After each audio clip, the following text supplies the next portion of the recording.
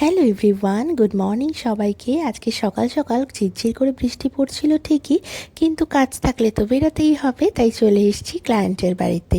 আর এখানে ঢোকা মাত্রই বলল, দিদি আমাদের সিঁড়িগুলো কিন্তু উঁচু, তুমি কি ট্রলি নিয়ে উঠতে পারবে? কিন্তু আমি বললাম যে আমাদের পুরনো বাড়িতেও না এরকম সিঁড়ি আগে ছিল, তো আমাদের অভ্যাস আছে, অসুবিধা নেই। আর এই কড়ি পরগাটা ছোটোবেলার কথা মনে পড়িয়ে দিল। এসছি রিম্পার কাছে। রিম্পা তো তো কীরকম লুক চাই একটু বলো। আজকে হচ্ছে ওর বাচ্চার অন্নপ্রাশন। হ্যাঁ, কীরকম লুক চাই বলো। লুক বলতে সেরকম কিছু নয়, তুমি তোমার মনের মতো করে সাজাও। আমি তোমাকে জাস্ট হেয়ার স্টাইলটাই বলেছিলাম, হ্যাঁ আমার হ্যাঁ কোনো হ্যাঁ, রিকোয়ারমেন্ট আলাদা কিছু নেই। আচ্ছা তুমি যেটা পছন্দ তোমার মনের মতো করে সেরকম ঠিক আছে। আশা করছি লুকটা খুব ভালো বেরোবে, চলো দেখা যাক। আজকে রিম্পার উপর করা হয়েছে একটা summer proof makeup, glowing makeup একটা। আর হেয়ারটাও ও যেরকমটা চেয়েছিল সেরকমই করার চেষ্টা করেছি। তার সাথে একটা বান করা হয়েছে, আটপৌরে করে শাড়ি পরানো হয়েছে।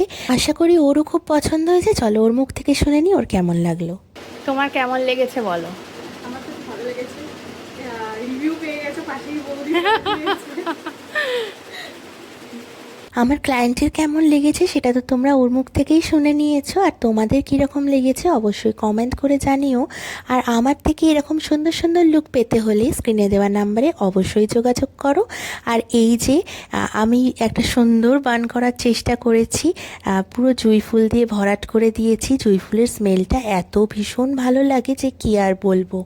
জুঁই ফুল লাগাতেও ভীষণ ভালো লাগে, আর লাগালে দেখতেও ভীষণ ভালো লাগে।